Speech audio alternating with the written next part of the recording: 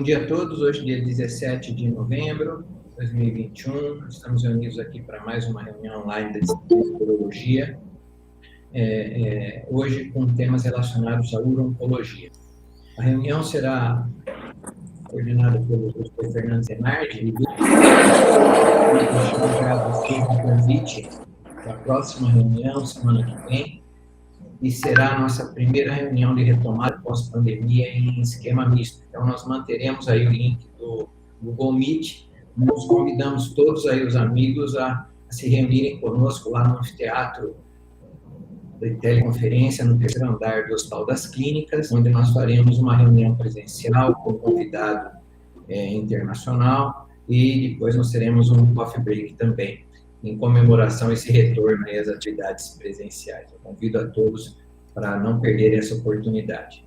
Então, eu passo a palavra aqui ao professor Fernandes e vamos começar. Bom dia a todos, sejam bem-vindos. Vamos dar início. Matheus, por favor. Beleza, eu vou inserir a minha tela aqui.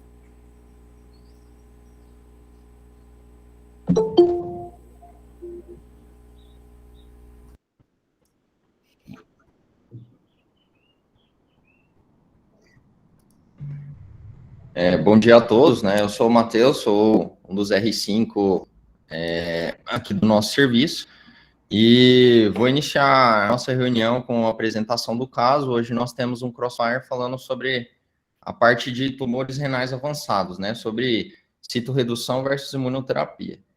Inicialmente, gostaria de, mais uma vez, fazer a divulgação das nossas páginas sociais, tanto do Instagram quanto do YouTube, né? Onde ali nós temos uma divulgação melhor de todas as informações principais da nossa especialidade, né? E essas reuniões também ficam gravadas aí no YouTube para assistirmos posteriormente. Aí tem bastante tema interessante, bastante reunião interessante. O primeiro caso é o paciente BRD, paciente de 50 anos do sexo masculino que veio com uma lesão sacral a esclarecer. Ele deu entrada no Hospital de Clínicas inicialmente pelo serviço de ortopedia. Então, ele tinha uma história de uma lesão na região sacral, em investigação, segundo ele, com bastante dor, e tinham-se várias alterações do ponto de vista funcional e miccional, que ao longo do caso nós vamos discutir um pouco melhor. Então, o pessoal da ortopedia, tendo em vista essa lesão, ele veio encaminhado do posto de saúde com um raio-x demonstrando essa lesão. O pessoal da ortopedia realizou uma biópsia da mesma. Então, eu vou colocar aqui o template. Professor Tanásio, se o senhor puder discutir com a gente. Sim. Essa biópsia, como era de osso, né, ela foi vista pela doutora Ingrid, que é nossa especialista em parte óssea, e o que ela observou é que não se tratava de um tumor primário ósseo, e sim de um carcinoma metastático. Bom, frente a isso, obviamente, o que se faz é uma bateria, né, de imunistoquímica no sentido de eventualmente ter uma ideia, né, uma pista do possível primário. Agora, o tumor, ele mostra células tanto eosinófilas como células claras. Sempre que um tumor metastático tiver células claras, deve ser considerada a possibilidade de ser primário do rim. Assim, neste painel, inclui-se um marcador que possa ser uma pista para essa possível origem, que é o PAX8. Foi feito, então, nesse caso. Tem o próximo para a gente ver. Aqui em detalhe, apenas para mostrar que as células, tinha tantas células eosinófilas como células claras, né? Próximo. E aqui, então, o painel que foi realizado. E vejam que o PAX8, ele foi positivo, foi fortemente positivo. Isso, então, é um indício de que, eventualmente, possa ser primário do rim. Obviamente que isso não pode ser afirmado, né? No laudo que se faz, nesse caso, é de se sugerir, né, que seja procurado como primário, né, deve ser excluída essa possibilidade de ser primário renal. Então, esse foi o laudo feito.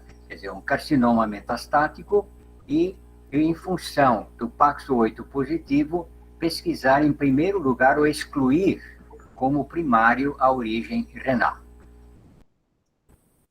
Aqui tem mais uma imagem do...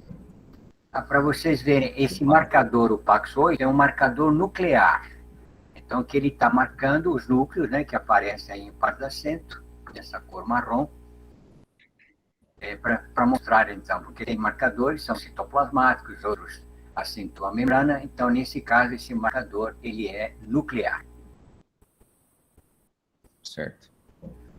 Então, tendo em vista essa história, então, essa realização dessa biópsia da lesão com esse carcinoma metastático, né, foi realizada a imunistoquímica, né, com um possível carcinoma renal metastático, e na investigação foi realizado um PET com FDG, né, apresentando ali uma lesão sólido-cística no terço inferior do rim direito, de 11,7 centímetros, com SUV de 6,7, e uma lesão osteolítica no sacro, que foi essa lesão biopsiada, de 12 centímetros, com invasão do osso ilho direito, com SUV de 13,9.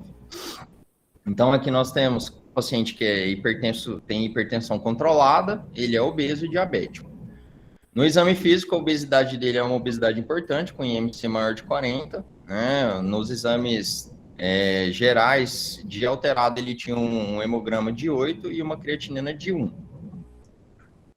Então, foi solicitada uma tomografia para um melhor estadiamento, né, e uma avaliação possivelmente pré-operatória desse paciente.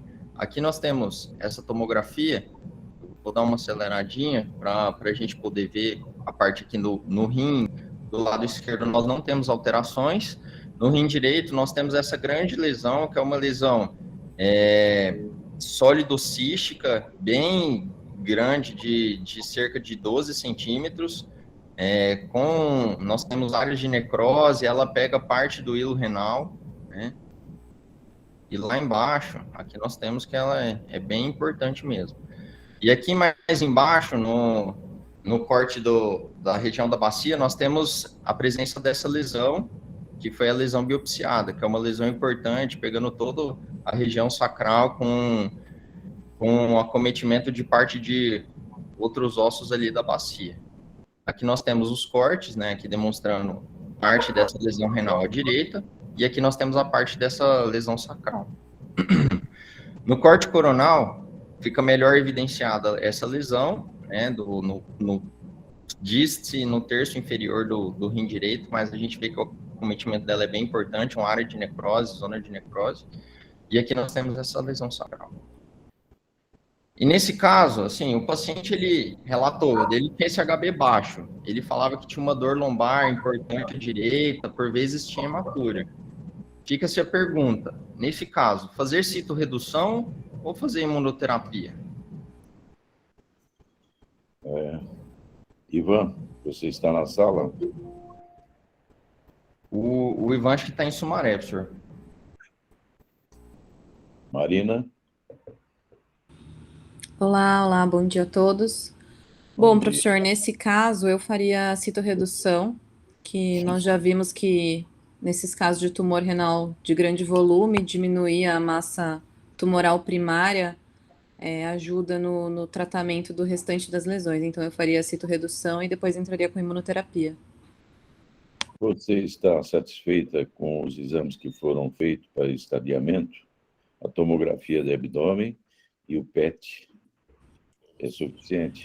Para tumores volumosos renais, eu acho que sempre é interessante pedir uma ressonância para ver se não tem invasão de cava, só para ir para a cirurgia com maior segurança. Acho que é o único exame que eu pediria para complementar. E o pulmão? Tumores extensos assim? Ah, sim, e uma tomo de tórax, com certeza. Pediria. Léo? Bom dia, bom dia. Tumor extenso, volumoso e que já tem uma metástase óssea. Né? O que você consideraria? Já fazer uma citorredução ou imunoterapia? os dados de benefício da imunoterapia, nesse caso, são borderline. Então, não tem ganho de sobrevida. De modo que nós conhecemos a história natural da lesão primária, que vai trazer morbidade, assim como ele já vem tendo dor, hematúria. Então, eu iniciaria pela nefrectomia e depois discutiria uma estratégia da lesão pélvica, uma vez que parece ser uma lesão única, embora não tão restrita, não tão pequena.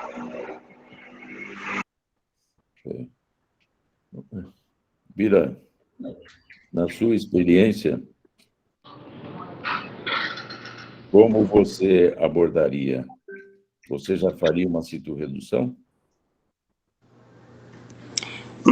Bom dia a todos. Fernandes, aqui é o seguinte, hoje em dia, a gente sabe que a citorredução, até anos atrás, a gente tinha uma tendência a fazer citorredução em quase todos os casos. Depois veio um trabalho, Carmina, dizendo que talvez não teria superioridade fazer citorredução em relação a se fazer uso de substância que tivesse os TKIs, né? As drogas que inibiriam os fatores de crescimento. Hoje, o que a gente acha, o que a gente considera é qual é o grau de diferenciação dessa doença, qual é o grau de gravidade, né? Existem índices, um dos índices, os índices de Moser, que avaliam qual é a gravidade do caso. Basicamente, esse índice se baseia em calcemia, se baseia em estado geral do paciente, se baseia em hemograma e assim por diante. Esse caso é um caso bem borderline. Eu te explico por quê. Um tumor extenso, o paciente já tem comorbidades, né, como foi falado, hipertenso, diabético, e a lesão, a metástase óssea é uma metástase de mau prognóstico. Isso é o lado ruim. O lado bom é que ela é de mau prognóstico, mas pelo jeito é única. Como ela só tem uma metástase, então o prognóstico é um pouco melhor do que se fosse múltiplas. O tumor é extenso, né? Esse tumor pode trazer, talvez ele esteja anêmico, perdendo por conta de hematúria, ele vai ter problema local. Então é um caso muito assim, tem que ser analisado com todo cuidado. Eu ainda tenderia a fazer cirurgia nesse caso, né? Por conta do tamanho do tumor que vai trazer complicações para ele. Talvez não tenha uma resposta muito boa se fazer alguma neoadjuvância com qualquer droga que exista. Então, eu tenderia, nesse caso, analisando friamente, se o paciente tiver condições cirúrgicas, sim, fazer a citorredução, fazer a nefrectomia. Você pensaria em fazer uma biópsia da lesão renal? Não. Acho que a biópsia do osso já mostrou que essa lesão provavelmente são células claras, né, ou alguma variante dela. A gente sabe que o tumor de células claras é o que tem mais estudo mostrando se a citorredução tem algum efeito, mas eu não faria, não. Acho que aí não vai mudar minha conduta. Eu ligaria direto a nefrectomia radical dele. Helena. Bom, complementando o que o doutor Birajara falou, inicialmente a gente precisa ter essa classificação desse paciente, que é pelo risco do IMDC, que é uma classificação de Moser. Então, pelos dados que vocês apresentaram, a gente tem pelo menos 2 pontos que esse paciente ele tem positivo. Então, ele tem diagnóstico de doença metastática em menos de 1 ano, ou seja, ele teve ao diagnóstico, e ele tem uma HB menor que 10, ele tem anemia. Então, ele tem pelo menos 2 pontos.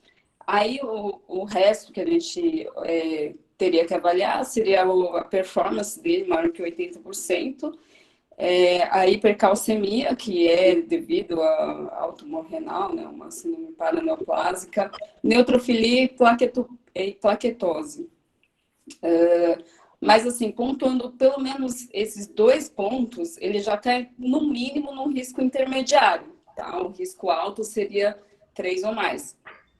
Então, pelos novos estudos, pelo próprio Carmina, a gente vê que para a doença com risco alto ou risco intermediário, por ser uma doença mais agressiva, ela se beneficiaria mais de um tratamento sistêmico do que um tratamento cirúrgico previamente. Tá? A gente deixaria esses pacientes com risco baixo, que é uma doença um pouco mais indolente, para o tratamento cirúrgico inicialmente. Mas, lógico, a gente tem que considerar os riscos locais, né? Por exemplo, desse tumor renal desse tamanho. Então, assim, a gente não joga por terra a nefrectomia de cara. Né? Então, assim, eu acho que tem que ser avaliado realmente caso a caso, tá? E as imunoterapias, ao contrário do que foi dito, ela tem sim ganho de sobrevida, tá? Talvez tenham se confundido aí, mas a imunoterapia tem ganho de sobrevida sim, tá bom? Você está se baseando nos fatores clínicos aí, né? Isso, inicialmente sim. Bom, e em relação a fatores moleculares, o que você poderia acrescentar? Isso ajudaria muito tomar uma conduta entre fazer neoadjuvância e citoredução? Ajudaria isso? Como que está isso no momento? Não, na verdade, a imunoterapia, ela não divide se o paciente se o tumor expressa PDL1 ou não. Isso entra para todos. Não foi feita essa subdivisão para esse tipo de tumor, tá? Então, até a própria ANS, ela permite, né, a gente pedir para qualquer situação. Essa classificação nova da OMS e a ISUP, a nova classificação, veio, como é que, em relação ao Fuhrmann, para esse caso aí, qual a opção sua? Você teria mais opção para a OMS, ISUP ou Fuhrmann? Nesse caso, teria importância? Na verdade, a gente realmente se baseia mais no risco, né? No risco da doença mesmo, mais pelo risco do IMDC, né? Ok. Léo, você que é um estudioso aí de minúcias, em termos de fatores moleculares, o que nós temos de evolução para isso atualmente? Não tem nenhum marcador que seja um game changer, digo, que mude o jogo. Então, realmente, nós vamos depender de outros aspectos ainda. O que eu queria colocar os critérios de risco é do Dr. Robert Motzer. O Dr. Motzer é do Memorial, também, a classificação de risco do Memorial, Sloan Kettering Cancer Center em Nova York. A doutora Helena tem razão. Doença metastática, que é o caso, tem ganho de sobrevida para a imunoterapia, sim. Eu acabei me referindo só à lesão renal. Não tem benefício em relação ao paciente que eventualmente tivesse uma doença avançada sem metástase. Então, realmente ela está correta. Obrigado pela correção. Em função da lesão metastática, tem ganho de sobrevida, sim. Por último, se nós, no cenário que a cirurgia vai eventualmente competir com a imunoterapia, nós temos que pensar em toxicidade financeira. Então, a cirurgia tem de ser muito mais custo-efetiva. Em todo caso, no contexto em tela, ele vai se beneficiar de imunoterapia. Eu faria a cirurgia antes, deixaria ele estável, sem o tumor que está depletando esse paciente, caminharia para a oncologia, para a imunoterapia, discutiria também com a ortopedia alguma intervenção local. Helena, qual seria a opção da imunoterapia? Bom, a gente hoje tem os esquemas IP-NIVO, que tiveram maior sobrevida, aí, uma sobrevida global, na verdade, não atingida em relação ao sunitinib, que é a terapia-alvo. A gente tem a combinação de pembro e axi, pembrolizumab com axi, também uma sobrevida global não atingida em relação ao sunitinib, em 2 estudos. Tá? Então, são essas as melhores opções aí que a gente tem para esse caso. Ok, Matheus, o que foi feito? Isso foi... tem só um detalhezinho que eu queria discutir, só para a gente seguir o caso, que esse paciente, ele estava com um quadro de... Ele tinha uma urgência miccional importante, por vezes até com incontinência, e tinha um quadro de uma disfunção erétil bastante importante, né? Em parte também pela síndrome metabólica e tudo. Como a gente já teve... Está tendo essa discussão da parte oncológica, essas questões aqui eu vou só colocar que elas estão em segmento, né, e independente do caso está sendo feita a investigação específica e o tratamento específico para essas partes. Em relação ao que foi feito com o paciente, eu posso discutir bastante, principalmente por essa questão dessa hematura e tudo, como é um caso intermediário, né, como a doutora Helena colocou e o professor Birajara também colocou, foi conversado com o paciente amplamente sobre essas questões, sobre riscos cirúrgicos e tudo. No momento, ele não tinha suspeita de trombo na veia cava, nenhum outro tipo de metástase. Foi optado, então, por realização de nefrectomia citorredutora videolaparoscópica para esse paciente. A cirurgia foi uma cirurgia bastante difícil, né? Apesar dele ter essa obesidade importante, a gente conseguiu um bom campo, porque a gordura ela era mais visceral. Então, a gente conseguiu, com o gás, deixar o rim bem exposto a princípio, né? Mas foi bem difícil essa parte da dissecção inicial. Durante a dissecção do hilo, houve uma lesão, assim, a veia renal direita, ela não estava 100% dissecada, né? Quando a gente estava na dissecção ali, teve uma lesão de um dos ramos ali da veia renal. Nesse caso, que nós estamos com uma cirurgia minimamente invasiva, que nós vemos uma lesão de veia renal durante uma nefrectomia, o que fazer nesse caso? Wagner? Wagner, está na sala? Estou sim, Fernandes. Bom dia. Bom dia a todos. Pois é, Matheus, essa situação que ninguém quer passar, né, Fernandes? A gente que já tem experiência. Pelo amor de Deus, né? Pois é, não é fácil, não. A gente faz de tudo para isso não acontecer, mas aconteceu, você tem que se virar ali na hora. A primeira coisa, se você está numa cirurgia laparoscópica, é aumentar a pressão intraperitoneal. Então, aumenta a pressão intraperitoneal, o auxiliar tem que estar muito próximo do cirurgião, tentar localizar o ponto de sangramento e tentar segurar do jeito que der. Se não conseguir, o que é uma coisa muito boa, Matheus, às vezes é ter um clamp na sala, né? Um clamp vascular, isso ajuda muito. Pode ser aquele Satinsky ou até mesmo um clamp simples, um Bulldog, se tiver isolado os vasos. Mas o melhor é um Satinsky nessas horas. Se não der certo nada disso, Matheus, conversão, cirurgia aberta. Então, acho que isso daí devia ter sido conversado com pacientes desse risco. Todo paciente que vai fazer uma laparoscopia tem esse risco. Então, conversão, que eu acho que é o que acontece na maior parte das vezes. Wagner, com a experiência que está sendo adquirida com a laparoscopia e agora com a robótica, cada vez mais os tumores maiores estão sendo abordados por essas vias, né? Mas o que você considera importante? É um tumor grande, né?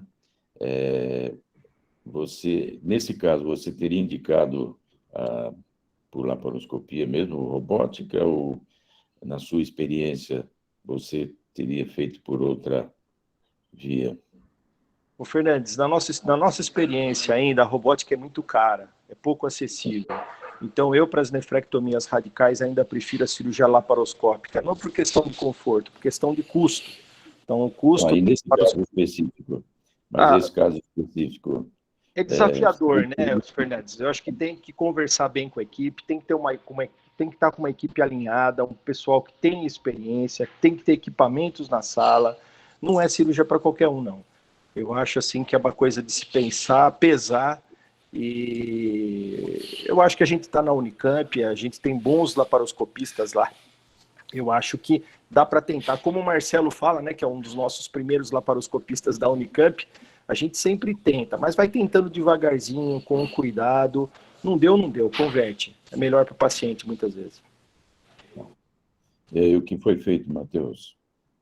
Certo. Então, senhor, nesse momento, né, foi assim, eu até perdi o vídeo porque o caminho parou de gravar e como estava nesse momento meio tenso, eu não tenho a imagem específica, mas o que foi discutido? Vamos converter de cara, mas está sangrando? Não, então vamos fazer o seguinte, nós estávamos com o Dr. Cristiano nesse momento. Ele falou, não, vamos fazer o seguinte, vamos dar um ponto de prolene, vamos pegar um prolene, vamos dar um ponto para a gente, por videolaparoscopia mesmo, controlar esse sangramento. Então, era um ponto específico, não foi uma lesão importante, né? Então, com a mão esquerda, com o Medlon, a gente conseguiu segurar certinho aquele ponto, diminuía bastante o sangramento, a gente conseguiu dar alguns pontos em X ali, e foi bem controlado o sangramento.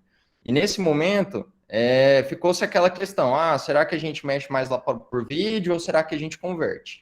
Como a cirurgia já estava com um tempo cirúrgico arrastado ali de cerca de 2h30 para 3 horas, a gente optou por fazer cirurgia aberta, né? E aí o restante da cirurgia, como a questão do sangramento já estava controlado e o rim já estava todo dessecado, foi uma cirurgia mais rápida, né? Em cerca de 20 minutos a gente conseguiu terminar esse procedimento. Então, depois do controle de hemostasia, foi convertido para via aberta, né? E sem outras intercorrências. O sangramento estimado foi de cerca de 700 ml. Só que o paciente, ele saiu sem drogas vasoativas, ele mantinha um HB, né, no PO imediato, e nós mantivemos observação. Que abordagem que via vocês fizeram ali? A incisão. Nós fizemos como o paciente ele estava de lado, em decúbito lateral esquerdo, nós fizemos por via lombar. Fizemos uma lombotomia mais extensa. Paciente obeso foi fácil? Teve alguma dificuldade? Não, foi tranquilo, senhor. A grande questão dele era essa, que a obesidade dele era mais visceral, né? A parede em si era bem mole ali, os tecidos eram bem moles, então a gente conseguiu abrir rapidinho e já, depois dessas medidas todas, a gente conseguiu retirar a peça sem outras intercorrências. Ok. Pode seguir. Certo, no pós-operatório, então, ele foi para... chegou a ficar ali na RPA, avaliando se a necessidade de um leito de força ou de alguma retaguarda mais avançada. Após a observação, ele acabou indo para a enfermaria com dreno de 30 ml, né? E teve alta no PO2, depois de deambular e alimentar sem alterações com HB mantido ali, sem necessidade de outras alterações, de outras medidas, né? No achado anatomopatológico, o senhor quer discutir, doutor Tanasi? Sim. Foi mostrado um carcinoma renal convencional de células claras eosinófilas, como a gente já tinha visto na metástase. O grau histológico, 2. Na verdade, interessante, eu analisando na metástase, eu diria que o grau histológico na metástase seria 3. Mas na peça, realmente, o grau histológico 2, tanto no sistema FURMAN como também no sistema da ISO. Agora, o estadiamento, havia infiltração do seio renal, então PT3A. Certo. Ok. E segmento?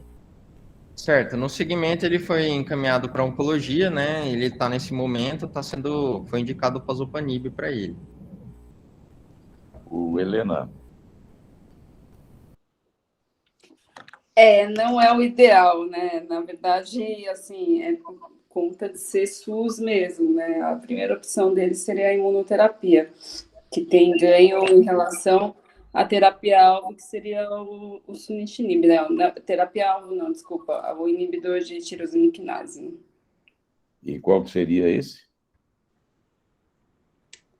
Seria o ipinivo, seria o melhor, ou o pembro e axi, né? Essa combinação. Bom, e com o Pazopanib, o que você pode esperar para esse caso específico? A gente espera, assim, um aumento de sobrevida, né? Mas, assim, não tão expressiva em relação à combinação de imunoterapia, né? Geralmente, a sobrevida global aí desses pacientes batem aí cerca de 30 meses, né? Sobrevida mediana, com uma sobrevida livre de progressão, né? Um risco de recidiva aí de mais ou menos 8 meses, né? Sim. E como que você faz o segmento para saber se o resultado está sendo favorável? Aí pode ser com tomografia. Respondendo à questão do senhor, inicialmente, lá no começo da discussão, como foi feito o PET-CT, por isso que não foi feito tomografia de tórax, porque daí o PET-CT, ele substitui, né, as tomografias de tórax, abdômen. Sim. Crânio, eventualmente, né, lembrar que esses pacientes fazem lesão metastática em sistema nervoso, então sempre seria bom pelo menos uma ressonância de crânio aí, que às vezes o PET-CT não pega pequenas lesões, né? E é a cintilografia óssea, né, para avaliar essa questão óssea, mas que o PET-CT também já substitui. Mas a gente não faz segmento com um PET-CT, né? A tomografia já é de bom tamanho. Essa lesão sacral, ela responde bem ao Pazopanib? A maior parte é de doença estável, né? A gente não tem uma citorredução tão importante. Mas, assim, a gente não vai esperar uma redução muito importante mesmo, tá? Mas uma doença estável. Ok. Bira, que agora, com todos esses casos, o que você acha? Como que fica essa lesão sacral? Foi tirada a lesão primária, tem essa lesão sacral, foi para oncologia, na sua experiência, como é que você vê essa evolução? Bom, as lesões únicas ósseas, são, como eu disse, são de melhor prognóstico do que as que são múltiplas. A questão toda, a Helena falou, ele já veio com essa lesão, então a lesão é muito precoce, né, em relação ao tumor primário. Isso é um mau prognóstico. Agora, algumas coisas que me chamam a atenção, mais uma vez, eu queria que o professor Athanasi falasse sobre isso. Você vê, é um caso de risco intermediário para alto e um Fuhrmann baixo, Fuhrmann 2, né, na lesão. Eu tenho altas críticas ao Fuhrmann, né? Mais uma vez o Fuhrmann não está ajudando. Se fosse só pela biópsia, seria um tumor talvez pouco agressivo. A gente sabe que não é um tumor pouco agressivo. Então eu queria que o professor Athanasi falasse alguma coisa sobre isso. E outra, eu queria fazer uma pergunta voltar a pergunta para a Helena, se não seria indicado nessa lesão, como é única, uma radioterapia. Lesão cirúrgica, retirar cirurgicamente, eu não sei, aí precisaria uma avaliação do ortopedista, mas é uma lesão alta, grande, né, numa região difícil, eu acho que não teria como fazer uma ressecção cirúrgica nesse ponto. Talvez radioterapia é isso que eu queria perguntar para a Helena. Então, essas duas perguntas, para o Athanasi e para a doutora Helena, por favor. Acho que a cirurgia realmente seria muito complicada nesse local, concordo com o senhor. E acho que a radioterapia a gente pode avaliar quando tem, assim, ou o paciente está com dor, ou tem risco de fraturas, né? E aí a gente faz, sim, a radioterapia nesses casos. Aparentemente, eu precisaria ver realmente o caso novo dele. Não sei se a gente conseguiu controlar a dor com opioides e acho que não tinha risco de fratura, por isso que a gente não encaminhou de cara para a radioterapia. A gente faz isso nesses casos. Em relação à graduação, né, Bira, esse não é o primeiro caso, né, que a gente vê essa discordância, né? Então, realmente, a gente tem observado de que a graduação histológica no carcinoma convencional, né, não, em uma boa parte dos casos, não correlaciona, né, com a evolução com o prognóstico, né? Então, nesse caso, acho que vale mais o estadiamento, né, que foi dado na peça do PT3A. Mas você tem razão, realmente isso a gente tem observado em vários casos, né? Essa falta de correlação da graduação com o estadiamento e o prognóstico. Ok, Matheus? Certo, professor. O paciente está nesse momento aí, fazendo esse acompanhamento. Clinicamente, como que ele está? Senhor, clinicamente ele é um paciente muito bom. Ele tem um performance status muito bom. Então, a única questão que a gente tem acompanhado, tem feito a investigação para melhor acompanhamento é em relação a essa questão dessa disfunção erétil e dessas alterações miccionais aí devido a essa lesão sacral. Em relação à lesão sacral, ele tem dor ou outra manifestação local ou sistêmica, alguma coisa em relação à lesão sacral? Não, o que ele tem mais são esses sintomas miccionais. Ok. Né? São essas alterações miccionais. Isso aí tem incomodado bastante ele. Então, ele está agora em seguimento com a onco, né? Isso. Ok. Professor, deixa eu fazer uma pergunta. Claro. O João aqui, bom dia a todos, desculpa. Só queria fazer uma pergunta para a doutora Helena, que ela comentou sobre a ressonância de crânio, mesmo no paciente sendo assintomática do ponto de vista neurológico. Eu queria saber por que ela, por causa do tamanho da metástase, da localização, qual a indicação dessa ressonância? Mas pelo risco, João, como o risco dele é no mínimo intermediário, a gente sabe que ele tem uma doença mais agressiva, né? Por conta disso. Mas realmente, assim, nesse caso, se ele tivesse sintomas, seria mandatório a ressonância de crânio ou tomografia de crânio, pelo menos. Perfeito, doutor. Obrigado. Ok. Fechado o caso, Matheus? Fechado, senhor. Ok. Então, agora nós vamos passar para a segunda parte da nossa reunião, que o tema é tumor renal avançado, citorredução versus imunoterapia. Matheus? Certo. Eu vou Vou falar sobre a parte da citorredução e o João vai falar sobre a parte da imunoterapia. Eu vou pedir para ele começar, que a parte dele é um pouquinho mais tranquila. Vamos lá. Uhum. Olha lá, hein? Professora, a senhora vem do meu lado, hein, por favor. Pode deixar, tamo junto.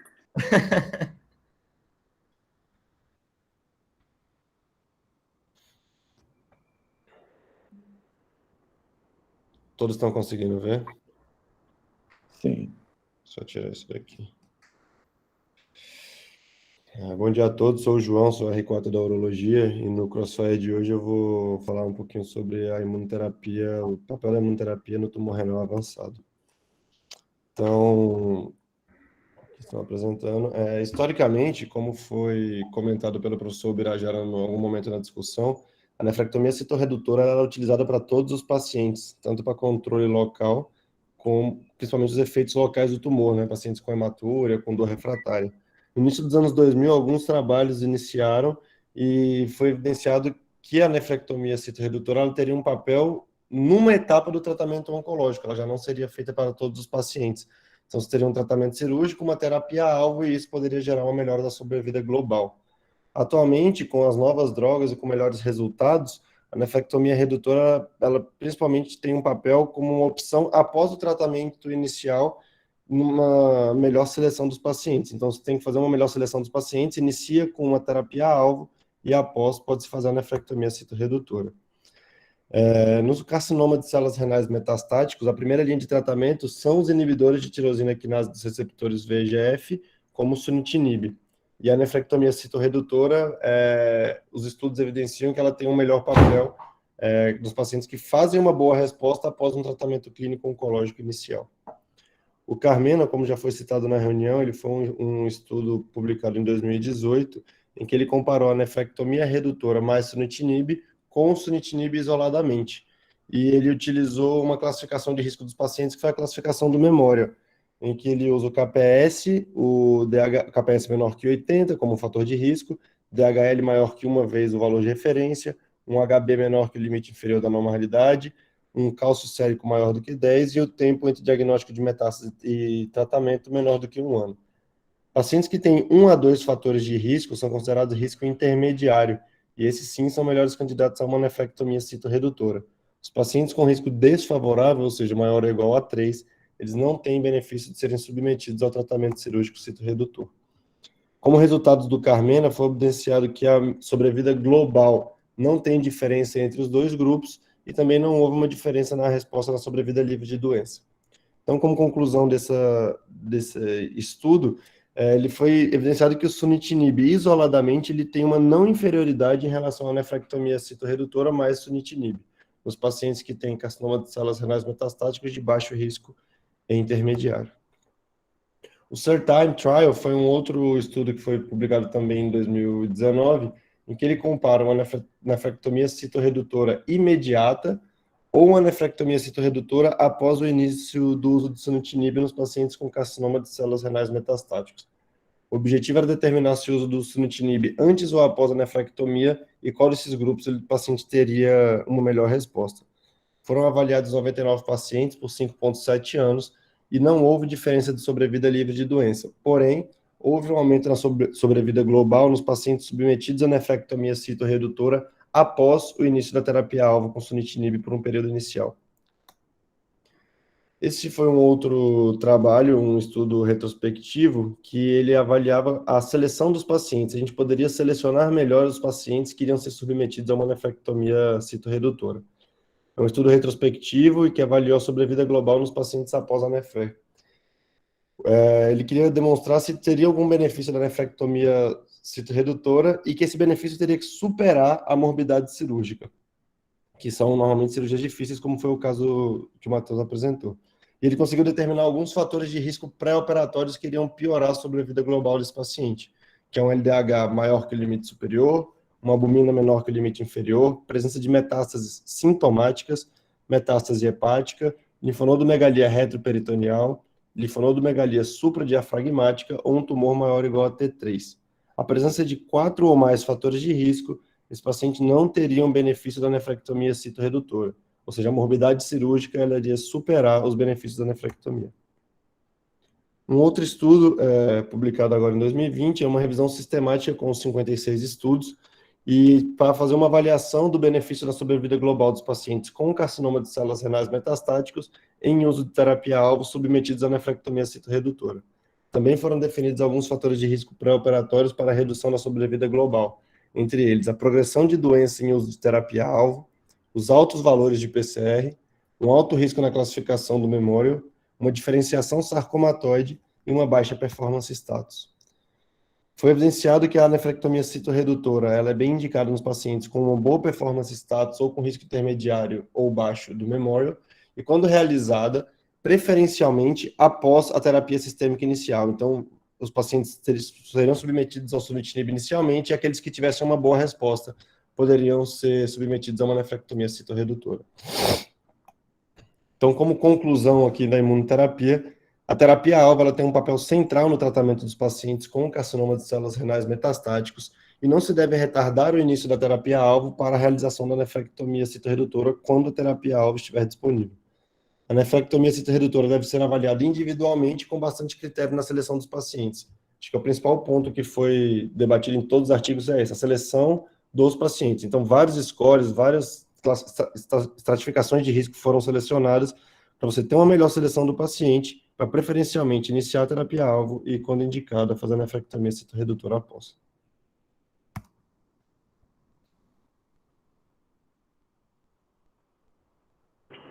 Posso só acrescentar um ponto? Esses trabalhos foram feitos antes, com uma seleção de pacientes, antes da imunoterapia. Então, antes do advento do IP, nivo, MAB, antes da combinação de pembro e o AXI. Então, foram feitos com relação aos inibidores de tirosina quinase. E hoje a gente sabe que a imunoterapia é melhor. Então, essa questão ainda não foi respondida, tá? Só lembrando isso.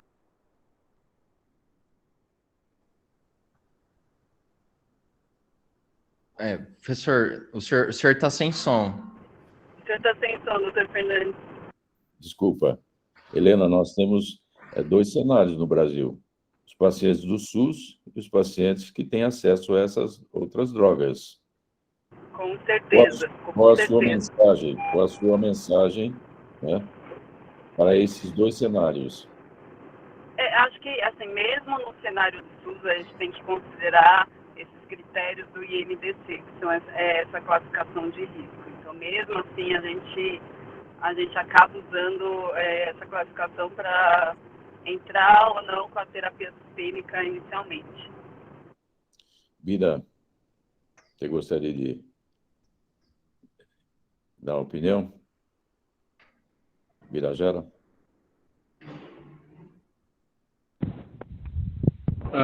Fernando, é o seguinte, primeiro que assim, esse contexto, na realidade, não é citorredução e imunoterapia, porque os inibidores de TKI, eles não são imunoterápicos, né?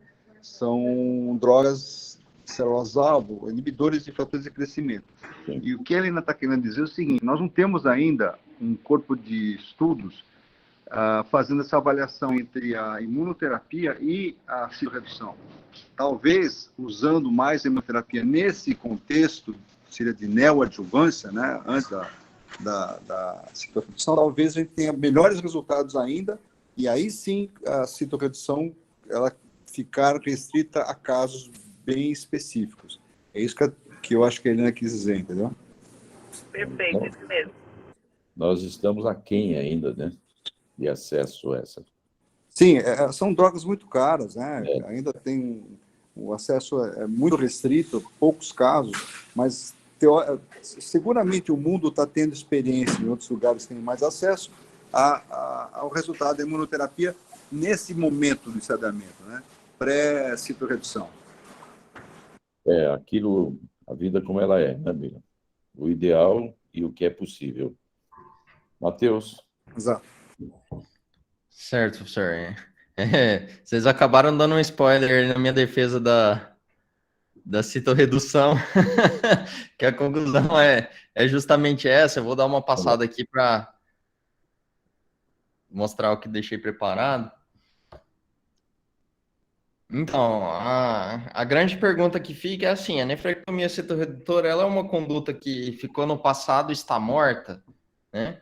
O meu ponto é justamente defender o contrário. Então, o João já demonstrou os 2 estudos iniciais aí que tiveram essas discussões importantes, que foram o Carmina e o Surtime, né? No Carmina, ele foi um estudo, ele tem que ser muito evidenciado, porque ele foi o primeiro estudo importante que demonstrou várias questões, né, tirando o paradigma de que a nefrectomia citorredutora ela deveria ser indicada para todos os casos, que isso foi um paradigma de cerca de 20 anos aí, do que era bem feito. Então, foi um estudo prospectivo, um estudo com um delineamento estatístico bem importante, né, que demonstrou bem isso. Então, demonstrando que o sunitinib, essas são as curvas de Kaplan-Meier do estudo, né, demonstrando que não houve alteração na sobrevida, né, pelo contrário, os pacientes com sunitinib, eles tiveram uma sobrevida até um pouquinho maior. Então, teve a conclusão de que o sunitinib ele não era inferior à citorredução seguida do mesmo, né. É um estudo, na verdade, são esse e o Surtime. O Surtime ele tem algumas outras questões um pouco a mais que são amplamente discutidas, né? Então, nós temos outros estudos que fazem as críticas deles, né? Por exemplo, esse estudo que eu estou demonstrando, ele é um estudo que foi uma revisão de ambos, né? Que coloca sobre essa questão da investigação. O Carmina, ele tem que ser aplaudido, mas a aplicabilidade de seus resultados, eles ainda são bastante limitados, por todas essas questões que foram ditas, assim como o Surtime. E ele até coloca propostas de estudos para randomização do que a gente pode fazer para entender um pouco melhor essas indicações, né? Então, aqui são algumas questões que esse estudo ele deixa que estão sendo feitas aí na atualidade. Né? Em relação a esse outro estudo que ele coloca da EAU, ele coloca sobre a individualização em relação a cada paciente que tem isso, que essa foi a grande discussão que nós tivemos no caso apresentado, né? Esse paciente, será que ele só tem benefício cirúrgico? Será que ele tem benefício com relação a já partir direto para o tratamento sistêmico? Então, é sempre bem individualizado nesses estudos, por mais que existe uma grande questão em relação a essa imunoterapia, essas indicações têm se tornado cada vez maiores, ainda existe papel da nefrectomia citorredutora quando você avalia algumas questões. Uma dessas questões foram aqueles scores citados previamente, né? A própria questão do sintomas do paciente, o próprio status performance, enfim, são várias questões que são vistas. Esse segundo editorial que eu coloco, ele faz uma pergunta, né? O que nós aprendemos depois de 3 anos do estudo Carmina? Em termos gerais, resumindo ele coloca essa questão, ele coloca esse gráfico, que é o gráfico que resume bem o artigo, que é, normalmente, quando os tumores eles são mais indolentes e você tem metástases únicas, pequenas, de prognóstico melhor, a tendência tem sido fazer nefrectomia citorredutora. Quando você tem casos intermediários, você tem estudos que, assim, eles demonstram que a terapia sistêmica tem se tornado padrão, mas ainda existe caso para nefrectomia citorredutora, que é esse gráfico que ele coloca aqui. Já casos em que você tem uma doença muito avançada, que você tem grande quantidade de metástases, você já tem que iniciar de imediato o tratamento sistêmico, né? Mas a cirurgia ela fica ali para questões de sintomas de paliação, né? Então, esse gráfico eu achei bastante interessante e é um resumo aí de 3 anos depois do Carmina. Então, aí, nós temos uma vitória da citorredução, certo? Essa vitória, entre aspas, ela não está 100% compreendida, né? Aí vem a questão que o professor Birajara e a doutora Helena trouxeram para a nossa discussão.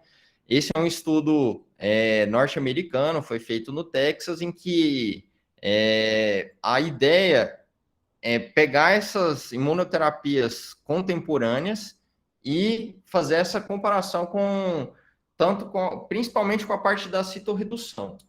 Então, o que eles fizeram? Na verdade, o que eles colocam aqui, as implicações do estudo Carmina, elas existem, mas com esses novos, com esses imunoterápicos, com essa imunoterapia contemporânea, não se sabe ao certo como é que vai ser o comportamento. Então, ele cita até que tem 3 estudos grandes correndo, que é o Checkmate 214, o Keynote 426 e o Javelin Renal 101, que ele coloca que são estudos que a gente ainda não tem ao certo os resultados dele, mas que eles, nas prévias, têm demonstrado que a nefrectomia citorredutora ela tem seu papel. Inclusive, colocando que nessas prévias, nesses estudos, houve 31% de diminuição do risco de morte e 5,8 meses de sobrevida a mais para os pacientes que foram submetidos à nefrectomia citorredutora seguindo dos interferon alfa, né? E esses imunoterápicos modernos, eles têm tido melhor resultado no tratamento desses pacientes quando comparados aos prévios, né? Então, são questões que não são 100% respondidas. Obviamente, esse estudo ele tem muitos viés, né? Um estudo retrospectivo em que inicialmente pegaram-se 390 mil pacientes que tiveram o CID lá nos Estados Unidos de tumores renais e ele vem retirando aqueles que foram submetidos ou à imunoterapia alvo sozinha ou à nefrectomia combinada com imunoterapia alvo. E aqui é a curva de Kaplan-Meier que ele coloca desses 391 pacientes restantes. Então, assim, é um estudo bastante limitado, mas que ele pode demonstrar essa questão de que a nefrectomia, ela não está perdida, né? Então, assim, concluindo, ele mostra que ele fala que mais estudos precisam ser feitos para realmente firmar esse conceito, mas que essa resposta ninguém tem ainda. Então, assim, é uma conduta do passado. Aí temos o João meio derrotado aí. Então, ainda nós não podemos afirmar isso.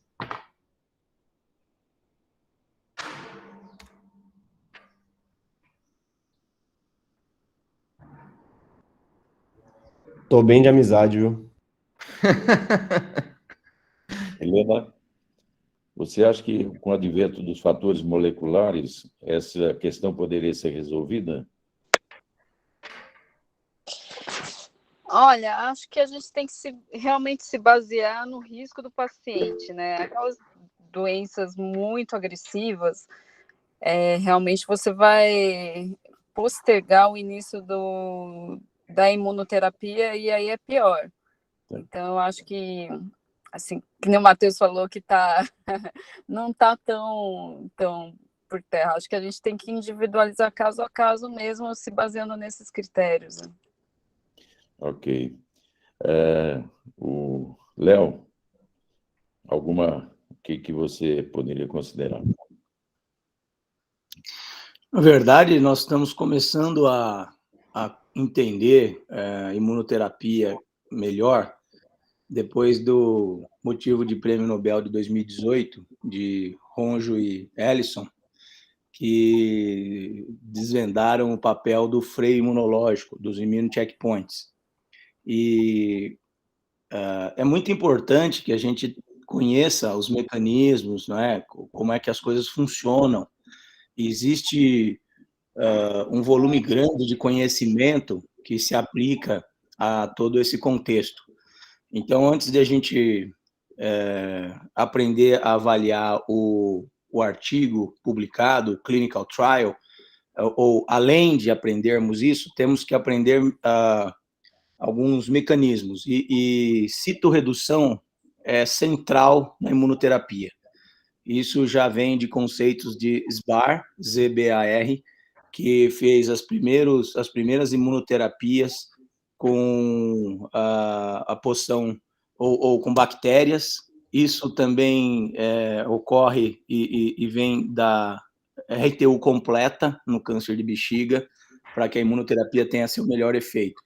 Então, é muito provável que os estudos mostrem um potencial benefício, que é o que se tem de conhecimento até então, nas investidas que a ciência teve até o momento, benefício de citorredução. Então, quando pensa em imunoterapia, a citorredução é central, do ponto de vista de estratégia, né? Porque, basicamente, o tumor inibe o sistema imunológico. Se você diminuir as moléculas inibitórias que estão nesses tumores, é uma forma, e a outra forma é ativar o sistema imune. Então, a ativação do sistema imune é tão mais efetiva quanto menos inibitórios você tem. Ou seja, existe um conceito razoável para se considerar que tem potencial para citorredução num futuro próximo nesses trials. Ok. Bira, terminando, fechando, você poderia concluir. Não, acho que o Léo falou bem. O que vai se pesar nessa situação, Fernandes, é o risco da citorredução, né? O que se falou meio de passagem é quanto a citorredução vai aumentar o risco do paciente de evoluir mal, de morte, de complicações pós-operatórias. Se for uma cirurgia relativamente simples, se ela se tornar uma cirurgia relativamente simples, provavelmente ela vai fazer parte, sim, integrante do tratamento do paciente. O que o Léo falou, já conhecido há muito tempo da imunoterapia. Os imunoterápicos, não só eles, mas principalmente os imunoterápicos, eles funcionam muito melhor quando você tem populações menores de tumor, né? Então, se você diminui a população tumoral, você vai ter menos efeito contrário ao que você espera da imunoterapia. Então, existe um racional lógico, já histórico, desde a época do interferon, que talvez tenha sido o primeiro a ser testado, que a citorredução tinha resultado. Então, eu acredito que o futuro, agora fazendo uma antevisão meio grosseira, a citorredução não será descartada, ela será só customizada, e como nós estamos fazendo hoje, mesmo com o advento dos bons imunoterápicos que nós temos hoje, com um aumento até de sobrevida em câncer metastático renal. Então, acho que haverá papel para ambas os tipos de tratamento, a imunoterapia e a citorredução.